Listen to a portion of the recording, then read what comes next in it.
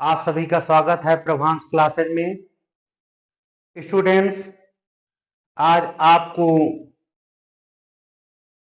गतिमान आवेश तथा चुंबकीय क्षेत्र चैप्टर में ले चलते हैं, क्योंकि कुछ लोगों ने कमेंट्स किया कि सर गतिमान आवेश तथा चुंबकीय क्षेत्र चैप्टर से बताइए कुछ जो कि इम्पॉर्टेंट हो। तो उस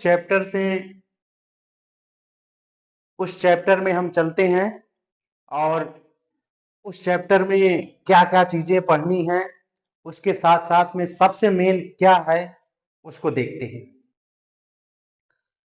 आप सभी को आज हम जो बताने जा रहे हैं चैप्टर क्या है, गतिमान आवेश तथा चुंबकीय क्षेत्र।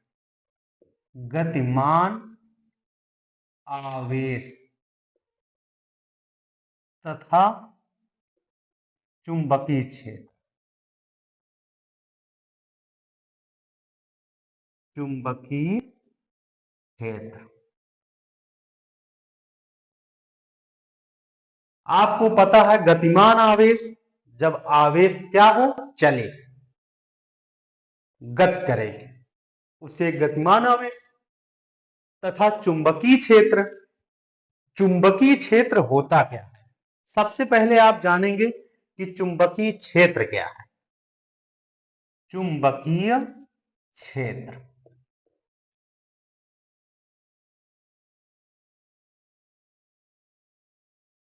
जिसे कहते हैं मैग्नेटिक फील्ड, ये होती क्या है?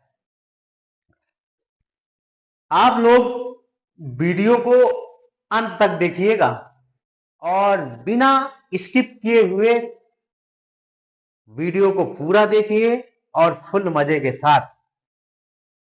आप लोग वीडियो को देखते समय जो स्किप कर देते हैं, तो वीडियो का जो सार होता है फुल, जिससे आपके नंबर कंप्लीट हो, वो कुछ समझ में नहीं आता है।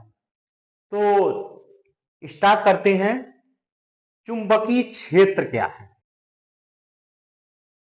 सबसे पहले जानेंगे कि चुंबकीय क्षेत्र क्या है और ये चुंबकीय क्षेत्र कैसे उत्पन्न हुआ। ये एक प्रकार का चुंबक होता है और चुंबक लोहे से पृथ्वी पर पाया गया। तो अब वहां पर जो चुंबकीय क्षेत्र है, तो चुंबकीय क्षेत्र कैसे उत्पन्न होगा? तो कोई चुंबक होगा, उसके चारों ओर का क्षेत्र, किसी भी चुंबक के चारों ओर का वह क्षेत्र, क्या बताया? किसी भी चुंबक के चारों ओर का वह क्षेत्र जिसमें चुंबकीय सुई, गौर करिएगा, कोई एक चुंबक मान लेते हैं। मान लिया कि ये एक चुंबक है, उस चुंबक का नाम क्या है? NS। आपको यहां चुंबक दो ही प्रकार के मिलेंगे, NS या SN।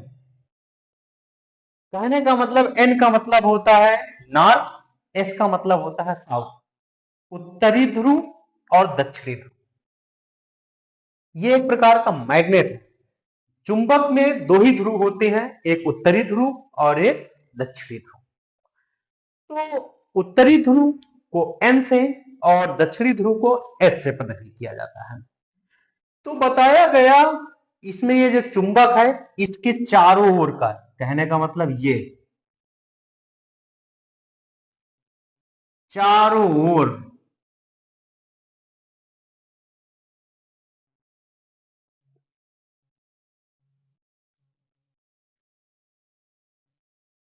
ये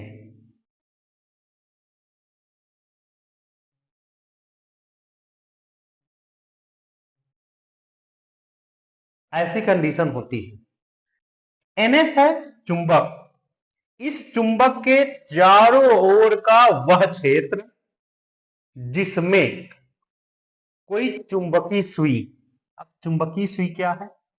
जैसे ये है, ये सिरा S हो गया, ये सिरा क्या हो गया? N। ये सिरा हो गया S और ये सिरा हो गया N। ये है ये सिरा हो गया S और ये सिरा हो गया N। कहने का मतलब है ये तीर के निशान व्यक्त ये करते हैं कि इस तरफ से चुंबकीय सुई, ये बल रेखाएं निकल रही हैं और इस तरफ क्या हो रही हैं, प्रवेश कर रही हैं। ऐसे ही हो ये एस एन।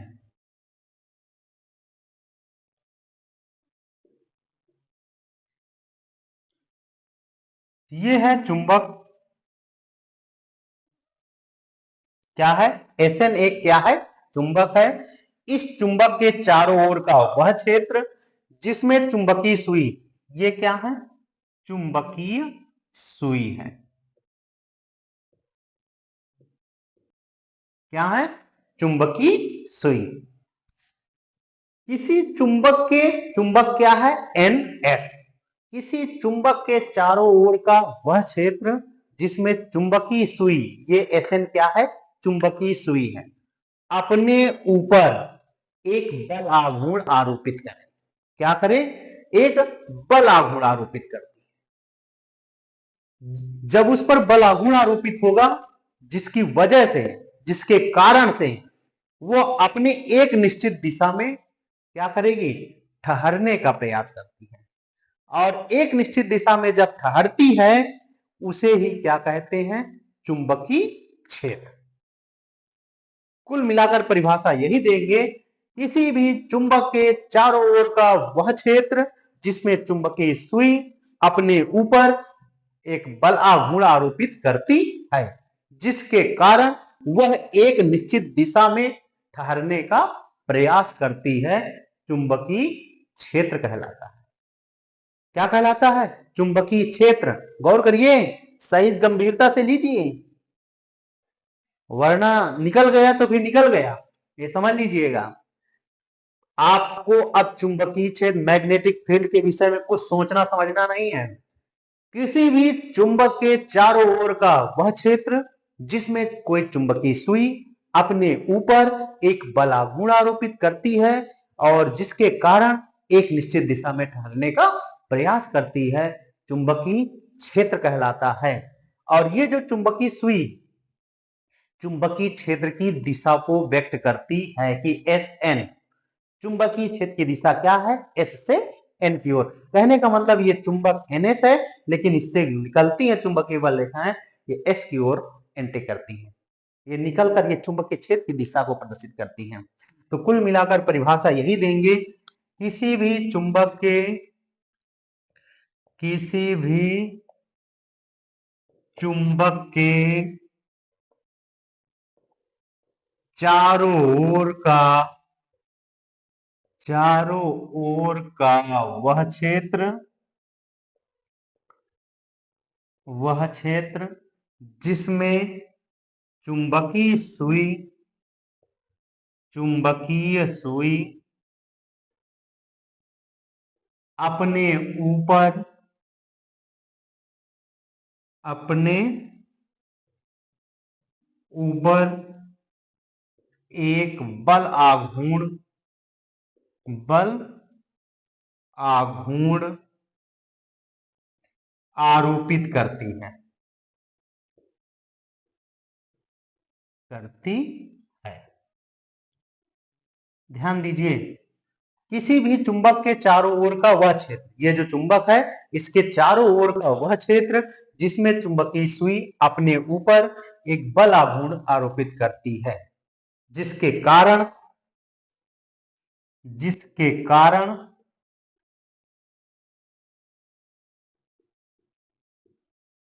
चुंबकीय सुई, सुई एक निश्चित दिशा में, एक निश्चित दिशा में ठहरती है, ठहरती है, जिसके कारण चुंबकीय सुई एक निश्चित दिशा में ठहरती है या ठहरने का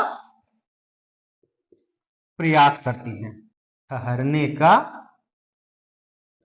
प्रयास करती है, प्रयास करती है, क्या कहलाती है? चुंबकीय क्षेत्र कहलाता है, चुंबकीय क्षेत्र कहलाता है, क्षेत्र कहलाता। परिभाषा यही देंगे, किसी चुंबक के चारों ओर का वह क्षेत्र जिसमें चुंबकीय सुई अपने ऊपर एक बलागुण आरोपित करती है, जिसके कारण वह चुंबकीय सुई एक निश्चित दिशा में ठहरने का प्रयास करती है या ठहरती है, क्या कहलाता है? चुंबकीय क्षेत्र कहलाता है। जहां एसएन, एसएन चित्र में क्या प्रदर्शित है? चुंबकीय सुई है, ये क्या? चुंबकीय क्षेत्र की दिशा। जहां चित्र में एस एन अर्थात ध्यान दीजिएगा, ये जो एस एन बना हुआ है, ये एस एन चुंबकीय क्षेत्र की चुंबकीय सुई है, सॉरी एस एन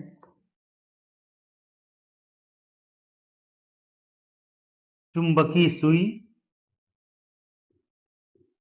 सुई चुंबकीय क्षेत्र की, चुंबकीय क्षेत्र की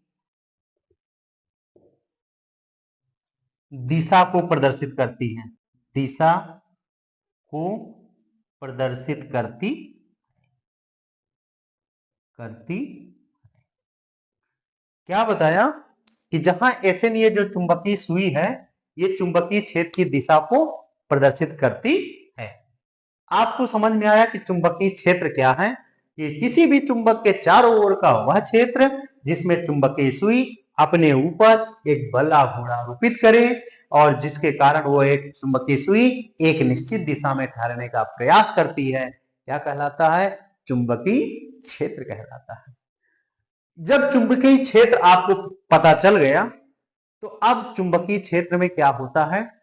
धारावाही चालक के कारण उत्पन्न चुंबकीय क्षेत्र क्या होता है? धारावाही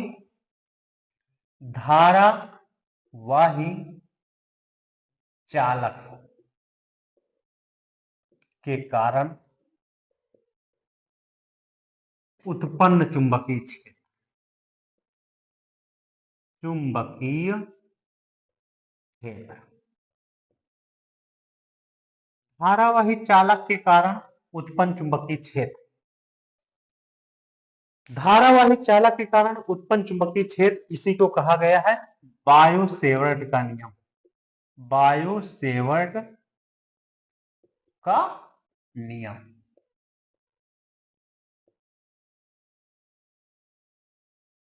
बायो-सेवर्ट का नियम क्या होता है? बायो और सेवर्ट ये दोनों फ्रांस के वैज्ञानिक हैं। कौन है? फ्रांस के वैज्ञानिक हैं। इन्होंने 1820 ईस्वी में, कब की बात है? 1820 ईस्वी में धारावाही चालक तार में एक चुंबकीय क्षेत्र उत्पन्न करने के सूत्र की स्थापना किया। किसकी स्थापना किया? चुंबकीय क्षेत्र ज्ञात करने का सूत्र निकाला, जिसे क्या कहा गया है? बायो-सेवर्ट का नियम। सन 1820 ईस्वी में, कब की बात है? सन 1820 ईस्वी में फ्रांस के वैज्ञानिक जिनका नाम क्या है? बायो और सेवर्ट,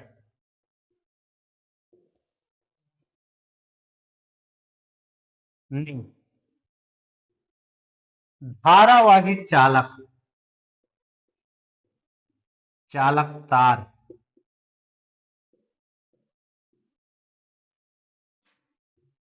तार में धारा प्रवाहित करके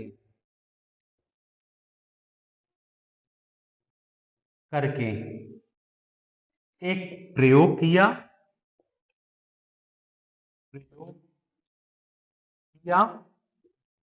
जिसे बायो-सेवर्ट का नियम कहते हैं। इसे क्या कहते हैं?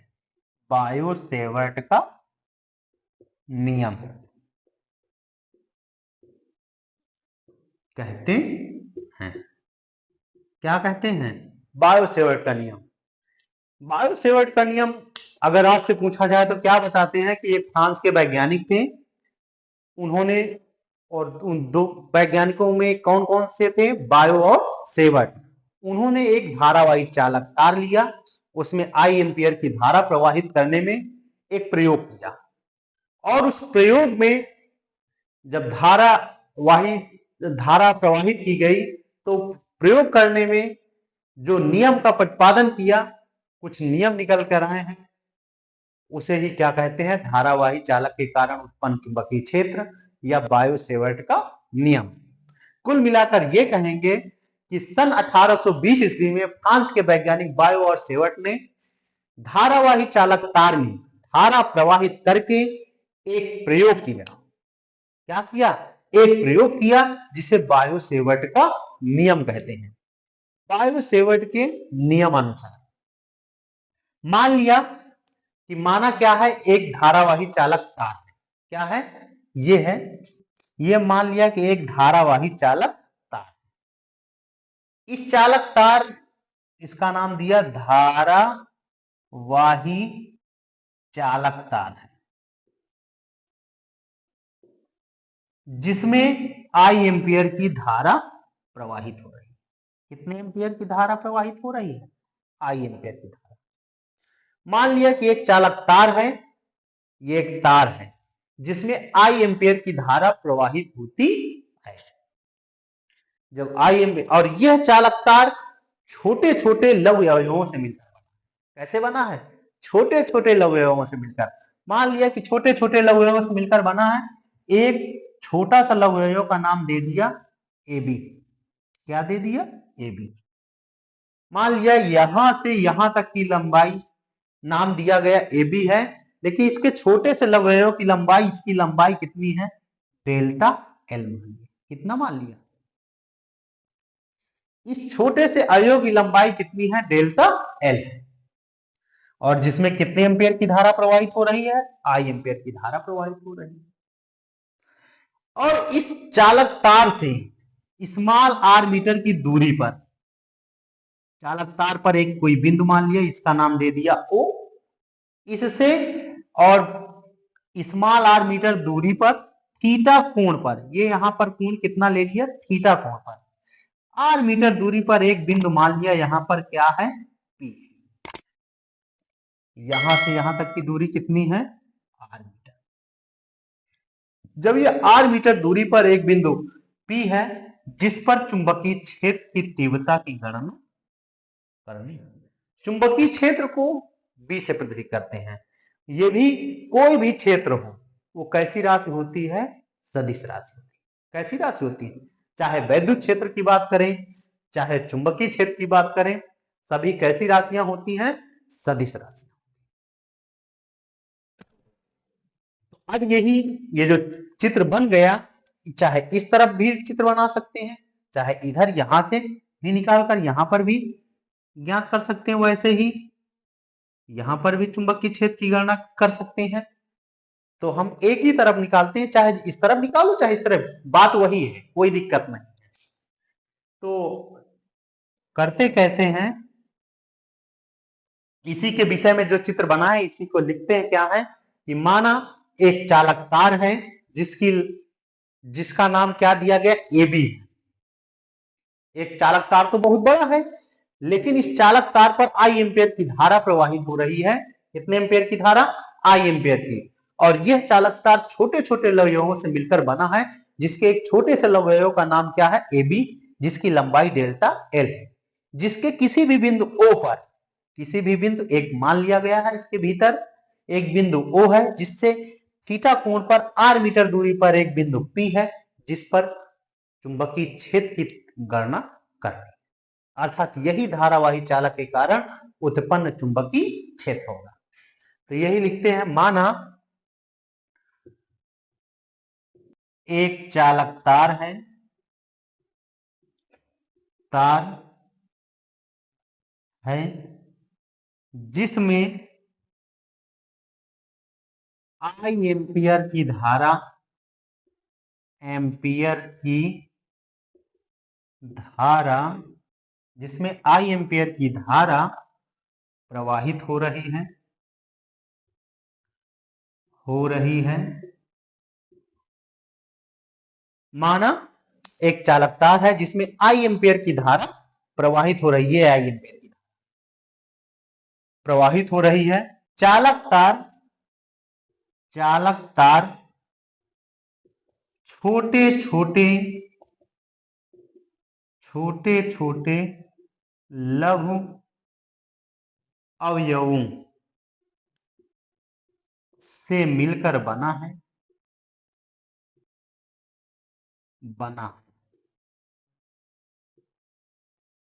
ये जो चालक तार है क्या है, छोटे छोटे लघु अवयवों से मिलकर बना है।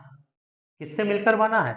छोटे छोटे लघु अवयवों से मिलकर बना है, जिसमें एक छोटे से लघु अवयव जिसमें एक छोटे से लघु अवयव की लंबाई कितनी है? डेल्टा एल है। ये ए से बी छोटा लघु अवयव जिसका नाम ए बी है, जिसकी लंबाई कितनी है? डेल्टा एल है।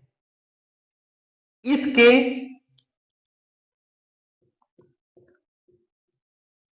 किसी भी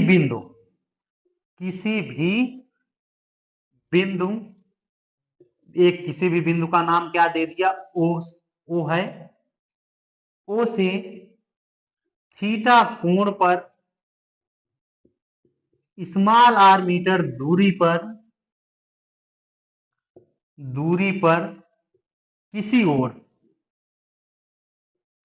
ओर कहने का मतलब है चाहे इस तरफ निकालो चाहे इस तरफ निकालो, एक बिंदु P है। बिंदु क्या है? P है, जिस पर चुंबकीय क्षेत्र की तीव्रता जिस पर चुंबकीय क्षेत्र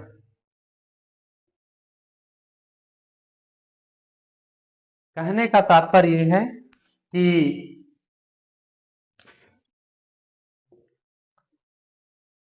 चुंबकीय क्षेत्र ये डेल्टा बी निम्नलिखित 4 बातों पर निर्भर करता है। कितनी बातों पर निर्भर करता है? 4 बातों पर निर्भर करता है। ये नोट कर लीजिएगा। अब इसके आगे क्या बताते हैं,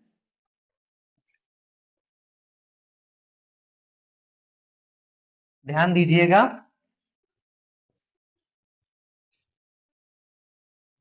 जिसने भी चैनल को सब्सक्राइब नहीं किया हो, चैनल को सब्सक्राइब करें और लाइक करें और अपने दोस्तों के पास क्या करें? शेयर करें। और जहां पर समझ में ना आए वहां पर कमेंट्स करें। तो हमने बायो-सेवर्ट का नियम बताया कि अब बायो-सेवर्ट का नियम कहते हैं, इस नियम के अनुसार बायो-सेवर्ट निम्नलिखित 4 बातों पर निर्भर करता है। कितनी बातों पर निर्भर करता है? 4 बातों पर निर्भर करता है। तो बताया गया कि इस चित्र के अनुसार तो हमने ये बातें लिख दिया कि एक चालक तार है जिसमें आई एम्पेयर की धारा प्रवाहित हो रही है, छोटे छोटे लवयवों से मिलकर बना, जिसके एक छोटे से लवयव का नाम कितना? डेल्टा एल है, जिससे आर मीटर दूरी पर एक बिंदु पी है, थीटा कोण पर है, जिस पर चुंबकीय क्षेत्र निम्नलिखित 4 बातों पर, जिस पर चुंबकीय क्षेत्र, जो चुंबकीय क्षेत्र है, क्षेत्र डेल्टा बी निम्नलिखित कितनी बातों? निम्नलिखित 4 बातों पर निर्भर करता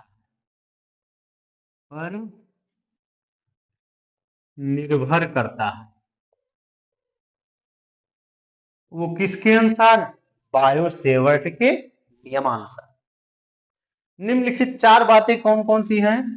पहली बात यह है कि चुंबकीय क्षेत्र बी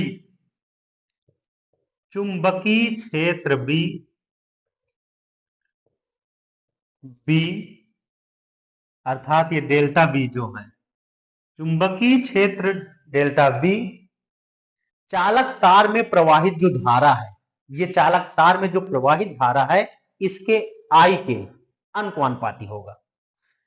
चुंबकीय क्षेत्र डेल्टा बी चालक तार में प्रवाहित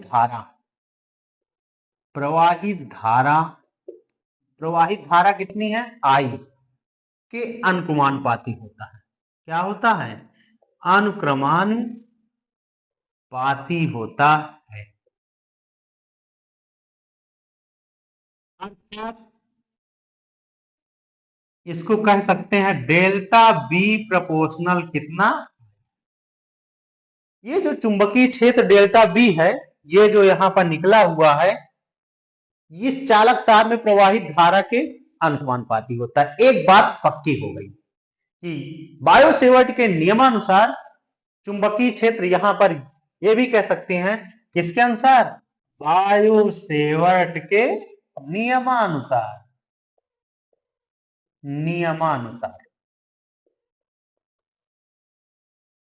चुंबकीय क्षेत्र निम्नलिखित चार बातों पर निर्भर करता है। पहला पॉइंट क्या है, चुंबकीय क्षेत्र डेल्टा बी चालक तार में प्रवाहित धारा के अनुपाती होता है। दूसरा पॉइंट क्या होता है, चुंबकीय क्षेत्र डेल्टा बी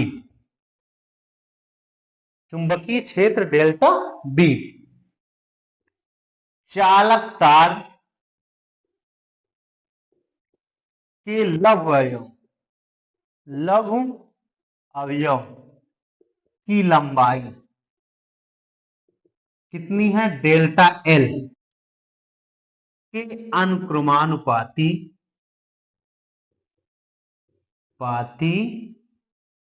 होता।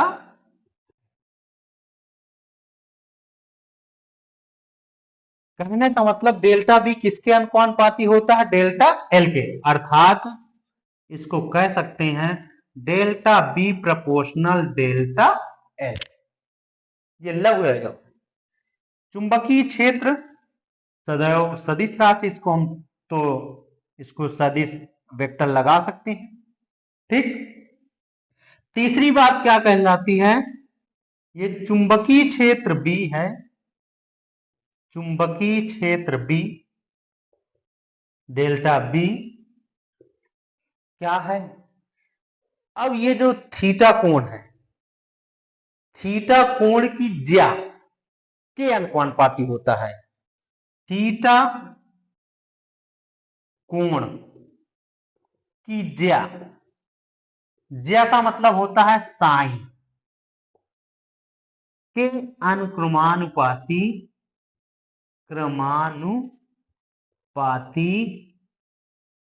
होता है। अब ध्यान दीजिए, इसको क्या लिख सकते हैं, अर्थात डेल्टा बी प्रोपोर्शनल कितना होगा, साइन थीटा आ गया। चौथी बात क्या कहती है, चौथी बात कहती है ये जो चुंबकीय क्षेत्र डेल्टा बी है, ये बीच की दूरी के वर्ग के व्युत्क्रमानुपाती होता है। क्या होता है, दूरी के वर्ग के व्युत्क्रमानुपाती होता है। लिखते हैं चुंबकीय क्षेत्र डेल्टा बी क्या है, दूरी आर के वर्ग के व्युत्क्रमानुपाती होता है। जब व्युत्क्रमानुपाती होता है, अर्थात क्या कह सकते हैं, डेल्टा बी प्रोपोर्शनल 1/r²। क्या कहते हैं, डेल्टा बी प्रोपोर्शनल 1/r²। तो बायो-सेवर्ट के नियमानुसार कितनी बातें आपको निर्धारित हुई, चार बातें। यही चार बातें हैं, नोट कर लीजिएगा सभी। अब आपको अगर नहीं समझ में आया तो एक बार फिर से गौर करते हैं कि ये कुल मिलाकर कुछ नहीं कहते हैं, केवल डायरेक्ट ये भी कह सकते हैं कि बायो-सेवर्ट के नियमानुसार या धारावाही चालक तार के कारण उत्पन्न चुंबकीय क्षेत्र पूछ लिया जाए तो आप यही कहेंगे कि डायरेक्ट बायो-सेवर्ट के नियमानुसार। क्या नियमानुसार है? ये कहता है कि एक चालक तार होता है जिसमें I एम्पेयर की धारा प्रवाहित करता है और वो चालक तार छोटे छोटे लौहयों से मिलकर बना होता है और वो एक छोटे से लौहयों की लंबाई कितनी होती है? डेल्टा L मान लेते हैं, जिसके किसी भी वो चालक तार है उसके किसी भी बिंदु से स्मॉल r मीटर दूरी पर एक बिंदु बाहर एक बिंदु P होता है। वो किसी भी और इस तरफ भी बना सकते हैं, इस तरफ भी बना सकते हैं। किसी भी बाहर एक बिंदु जो r मीटर दूरी पर एक बाहर एक बिंदु होगा उसका नाम दे दिया P। वो उस पर एक चुंबकीय क्षेत्र की जो गणना करते हैं वो निम्नलिखित 4 बातों पर निर्भर करती है। पहली बात कहती है कि चुंबकीय क्षेत्र डेल्टा बी, ये जो चालक तार में प्रवाहित धारा है, क्या है? चुंबकीय क्षेत्र जो डेल्टा बी है, इस चालक तार में जो प्रवाहित धारा है I एम्पियर उसके अनुपाती, अर्थात डेल्टा बी प्रोपोर्शनल I। दूसरी कंडीशन, ये जो डेल्टा एल लौहयों है, चुंबकीय क्षेत्र डेल्टा बी चालक तार के लौहयों की लंबाई डेल्टा एल के अनुपाती होता है, अर्थात delta B proportional delta L. तीसरी चीज, चुंबकीय क्षेत्र डेल्टा बी इससे थीटा कोण, जो थीटा कोण है उसकी ज्या मतलब साइन थीटा, थीटा के अनुपात, साइन थीटा के अनुपात, अर्थात delta B proportional sine theta. चौथी चीज क्या है? चुंबकीय क्षेत्र डेल्टा बी इसकी जो बीच की दूरी है, जहां पर चुंबकीय क्षेत्र ज्ञात करना बिंदु O से, इस दूरी के वर्ग के व्युत्क्रमानुपाती होता है। अब जब 4 बातें स्पष्ट हो गई तो इन चारों को क्या कर देते हैं? संयुक्त कर देते हैं। क्या करते हैं? संयुक्त करते हैं। इसको नोट कर लिया? चलते हैं आगे क्या होता है, इसको रफ कर देते हैं।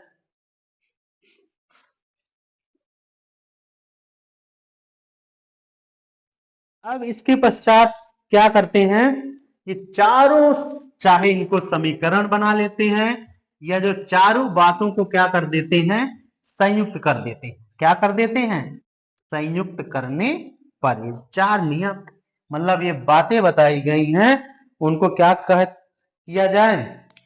समीकरण भी बनाना चाहते हैं तो ये समीकरण भी बना सकते हैं, 1 2 और ये 3 और ये क्या हो गया? 4 लिख सकते हैं। समीकरण 1 2 3 और 4 को क्या करने पर? संयुक्त करने पर। क्या करने पर? संयुक्त करने पर। संयुक्त का मतलब इकट्ठा करके रख दिया गया, सभी में डेल्टा बी ही है तो ये डेल्टा बी कर दिया प्रोपोर्शनल। ये I del L sine theta अंश में बन रहा है, I del L sine theta, और बटे में क्या है? R square. ये कर दिया। क्या प्राप्त हुआ? Delta B proportional I del L sine theta upon R square. अब ये जब प्रोपोर्शनल हटा तो एक नियतांक आता है जिसे अनुपाती नियतांक कहते हैं। तो डेल्टा बी बराबर एक नियतांक यहां पर आएगा म्यू 0 अपान 4 पाई, अर्थात वायु निर्वात में अगर वायु भरी है या निर्वात है तो एक कांस्टेंट पद इसमें आया, mu naught upon 4 pi I del L sine theta upon कितना हो गया? R square. अब यहां पर जहां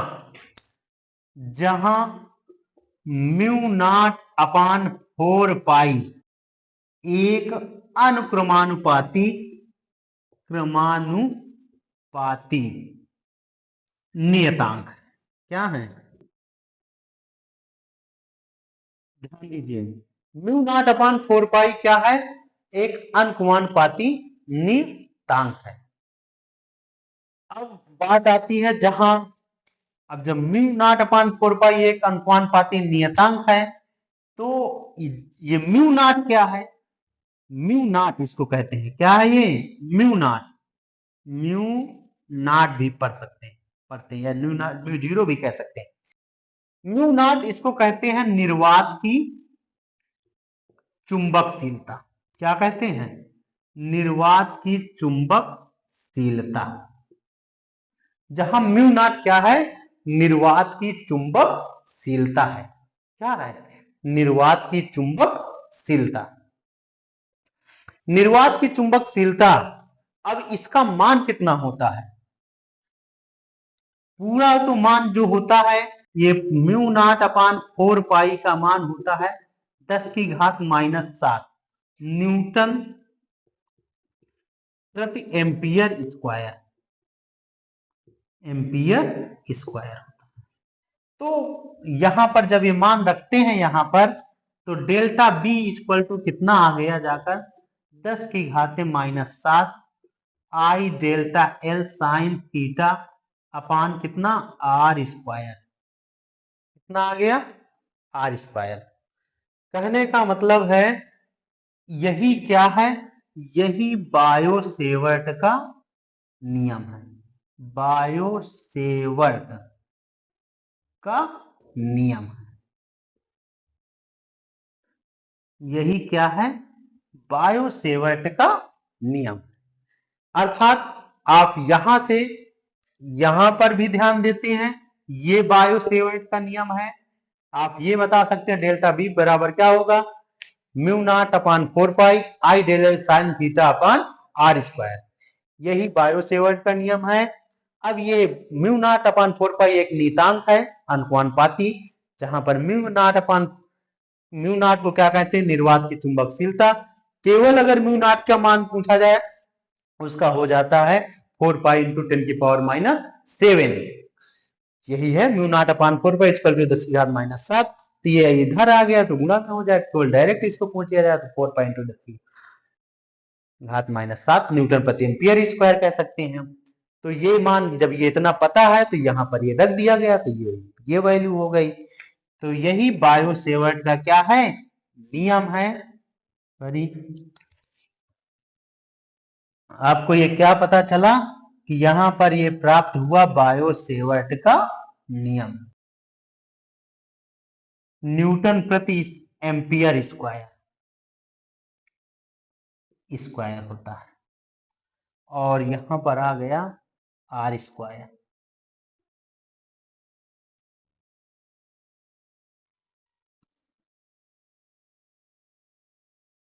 इसे ही क्या कहा जाता है?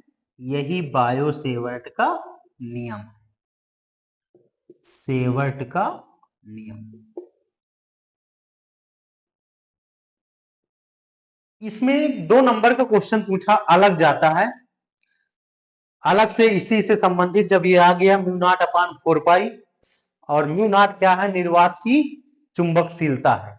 तो एक क्वेश्चन पूछा जाता है कि म्यू नॉट और एप्सिलॉन नॉट में क्या संबंध है। आपको ये जो 2 नंबर का पूछा जाता है इसी से मिल जाता है। तो बायो-सेवर्ट के नियम में आपका पता चला कि म्यू नॉट क्या है? निर्वात की चुंबकशीलता। तो आपका बायो-सेवर्ट का नियम अगर क्वेश्चन पूछा जाए तो आपको इतना करना पड़ेगा, यहां तक कर दो, यहां तक कर सकते हैं। लेकिन अगर आपसे पूछ लिया जाए कि म्यू नॉट और एप्सिलॉन नॉट में क्या संबंध है, तो आप क्या बताएंगे? तो बहुत साधारण सी चीज है कि म्यू नॉट और एप्सिलॉन नॉट, यहां तक तो बायो-सेवर्ट का नियम हुआ। आप लोग इतना बायो-सेवर्ट का नियम करेंगे और इसी में आ जाएगा क्या? म्यू नॉट और एप्सिलॉन नॉट में संबंध। देखते हैं सभी, म्यू नॉट और एप्सिलॉन नॉट में संबंध क्या होता है। बहुत साधारण से, और 2 नंबर आपके इधर क्लियर हो रहे हैं। कुल मिलाकर आपको 5 नंबर पूरे हो जाए। 1 नंबर में चुंबकीय क्षेत्र क्या है, 2 नंबर में बायो-सेवर्ट का नियम, और 2 ही नंबर में है तो बड़ा, लेकिन 2 ही नंबर में पूछा जाएगा। और 2 नंबर का पूछा जाता है कि म्यू नॉट और एप्सिलॉन नॉट में संबंध। म्यू नॉट इसको कहते हैं निर्वात की चुंबकशीलता। निर्वात की चुंबकशीलता। और एप्सिलॉन नॉट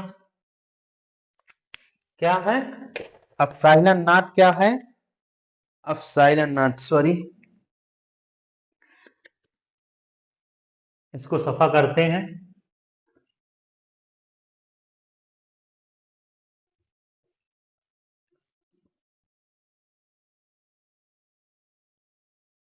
सभी लोग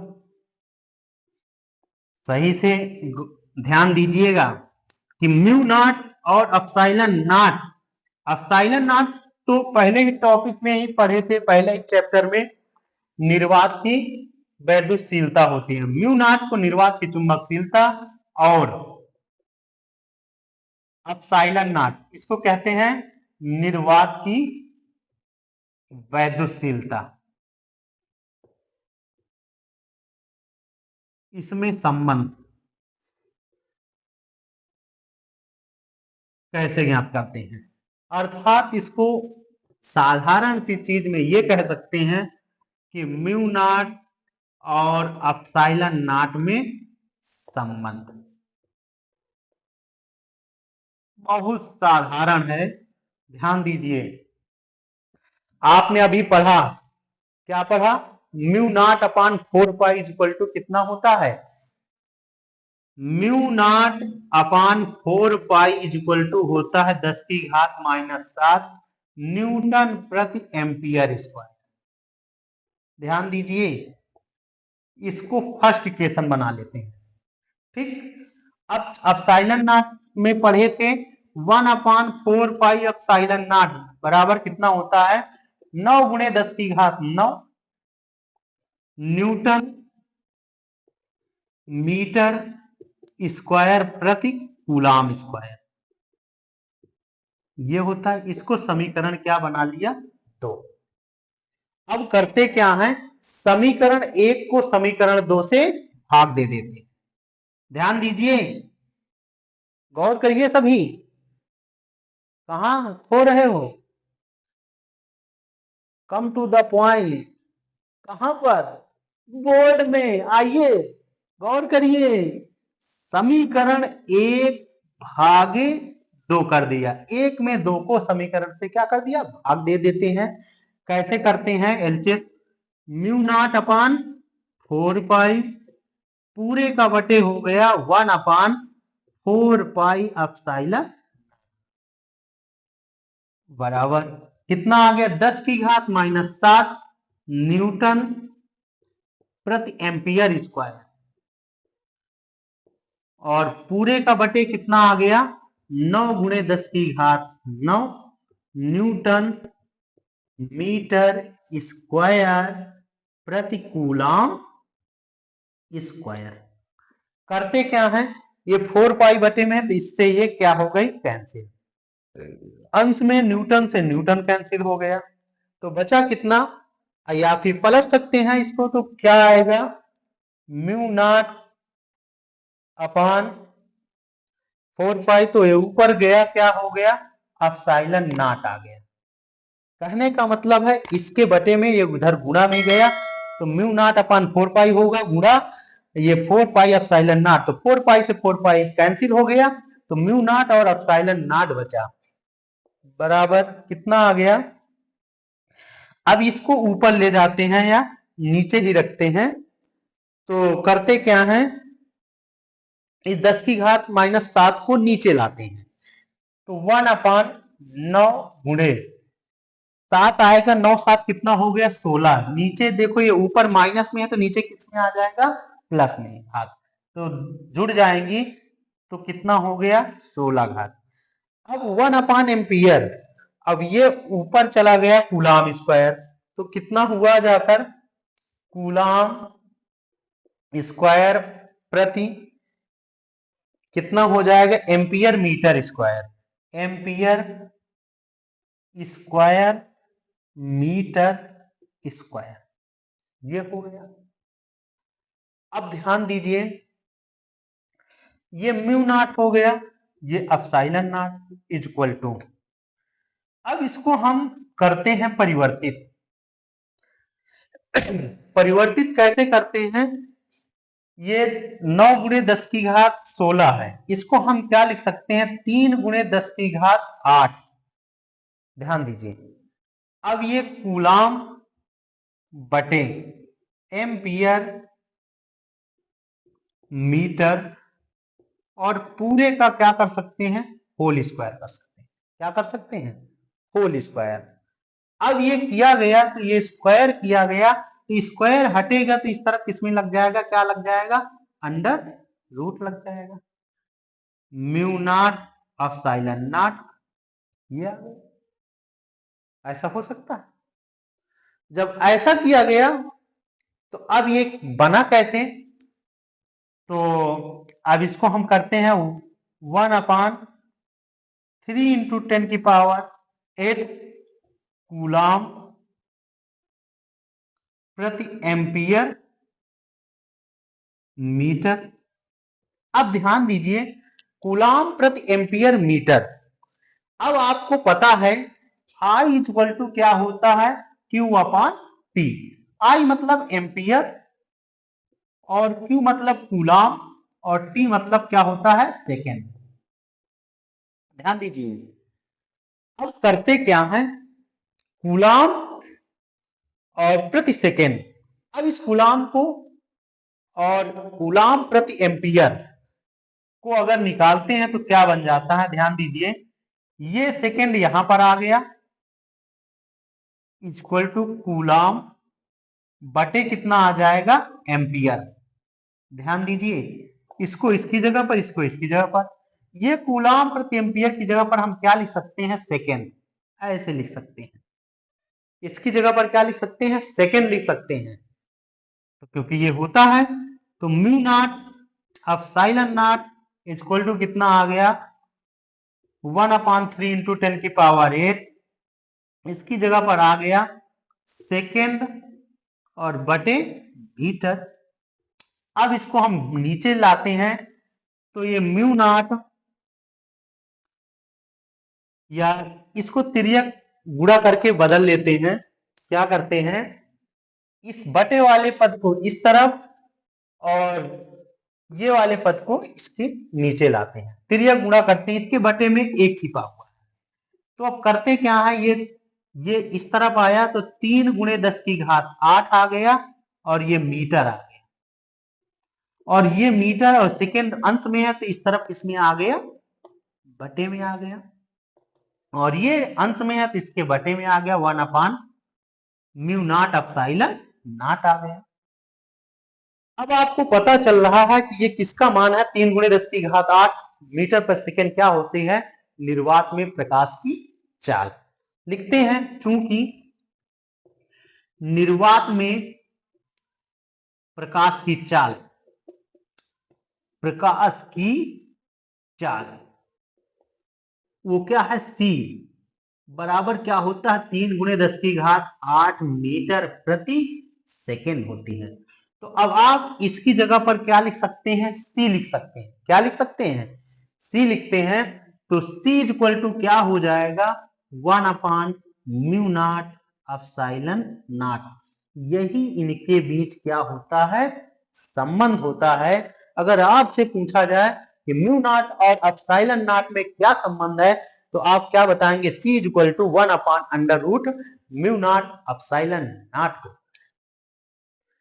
कहीं पर कोई समस्या हो तो पूछ सकते हैं। एक बार फिर से गौर करते हैं, म्यू नॉट और एप्सिलॉन नॉट में संबंध, म्यू नॉट अपॉन 4 का मान कितना होता है, 10⁻⁻7 न्यूटन प्रति एम्पियर स्क्वायर। फर्स्ट इक्वेशन बना दिया। और 1/4 एप्सिलॉन नॉट का मान कितना होता है, 9 × 10⁹ न्यूटन मीटर स्क्वायर प्रति कूलम्ब। समीकरण 1 और समीकरण 2 में, समीकरण 1 से में समीकरण 2 से भाग दे देते हैं, तो ये अंश में है तो इसके बटे में आ गया है ये, और ये इसके बटे में हो गया, ये जो कैंसिल हुआ कैंसिल कर दिया गया, आ गया mu naught epsilon naught equal to 1/, ये इसको नीचे ले गए तो 9 × 10⁻, कितना हो गया, 16, ये आ गया। अब इसको बनाते कैसे हैं कि 9 × 10⁻16 है, 3 × 10⁸ का होल स्क्वायर हो जाएगा। स्क्वायर किया गया, स्क्वायर हटा तो इस तरफ किसमें आ जाएगा, अंडर रूट लग गया, क्योंकि इधर के स्क्वायर खत्म हुआ। और जब इसको बनाया गया तो ये आपको हम साइड में रफ कार्य करके समझा दिए कि I equal to Q/T, I का मात्रक एम्पियर, Q का मात्रक कूलम्ब, T का मात्रक सेकेंड। तो सेकेंड इसकी जगह पर आ गया, एम्पियर इसकी जगह, तो सेकेंड की कूलाम प्रति एम्पियर की जगह पर क्या लिख सकते हैं, सेकंड, तो ये इसकी जगह पर हमने सेकंड लिख दिया और सेकंड प्रति मीटर हो गया। अब इसको, ये इतना पद बटे में है तो यहाँ अंश इसकी जगह पर आ जाएगा और ये इसकी जगह पर आ गया, एक दूसरे की जगह कवर कर लिए। तो अब ये जब आया 3 × 10⁸ मीटर पर सेकंड है, तो किसके बराबर होता है, निर्वात में प्रकाश की चाल c के बराबर होता है। यहाँ पर c रख दिया तो c बराबर क्या होगा, 1/√μ0 के बराबर होता है। तो आपको समझ में आया होगा कि μ0 और ε0 में क्या संबंध होता है, तो c के बराबर होता है 3 × 10⁸ के बराबर होता है मीटर पर सेकेंड। आशा करते हैं आज की वीडियो में जो हमने बताया 5 नंबर क्लियर किया आप लोगों को। मैं उम्मीद करता हूं कि आपके 5 नंबर कहीं भी नहीं जा सकते हैं, चुटकियां बजाकर आपके 5 नंबर सॉल्व हो जाएंगे क्वेश्चन और 100% आपका रिजल्ट आ जाएगा।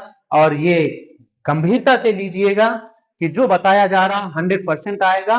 और 2 महीने की बात है, 2 महीने में इतना मेहनत कर लीजिए, जो बताया जाए और उसको पूरा स्टोर कर लीजिए, बिल्कुल 100% रिजल्ट आएगा।